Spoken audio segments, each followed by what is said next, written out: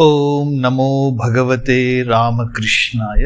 सार्थक परिपूर्ण जीवन के लिए महत्वपूर्ण सीख स्वामी जगदात्मानंद जी की महान पुस्तक जीना सीखो से अध्याय 2, तुम्हारे भीतर अनंत शक्ति छिपी है।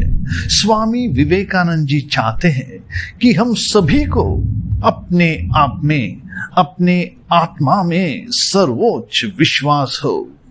आइए अब हम इस महान स्वामी विवेकानंद जी के शब्दों को सुने। स्वामी विवेकानंद की गर्जना, हमें इसी महामहिम आत्मा पर विश्वास करना होगा।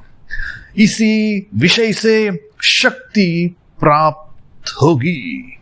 हमें इसी महामहिम आत्मा पर विश्वास करना होगा। इसी विश्वास से शक्ति प्राप्त होगी। तुम जो कुछ सोचोगे वही हो जाओगे। यदि तुम अपने को दुर्बल समझोगे तो दुर्बल हो जाओगे। बलवान सोचोगे तो बलवान बन जाओगे।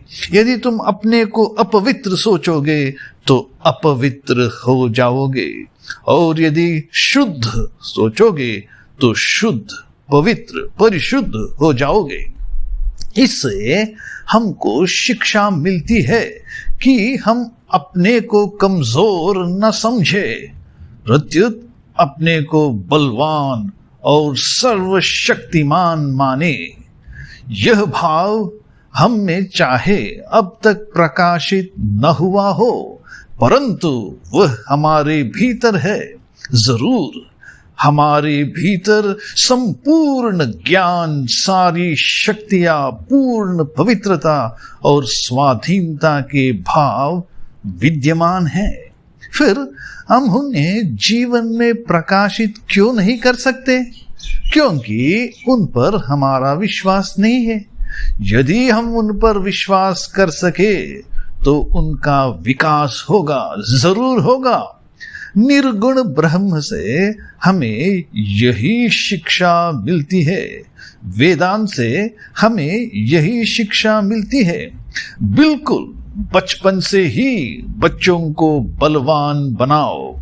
उन्हें दुर्बलता या किसी बाहरी अनुष्ठान की शिक्षा न दी जाए। वे तेजस्वी हो, अपने ही पैरों पर खड़े हो सके, साहसी, सर्वजयी, सब कुछ सहने वाले हो।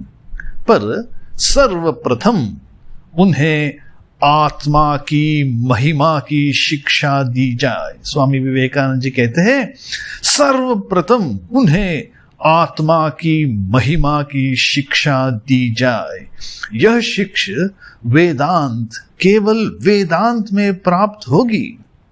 वेदांत में अन्य धर्मों की तरह भक्ति, उपासना आदि की भी अनेक बातें हैं, यथेष्ट मात्रा में है।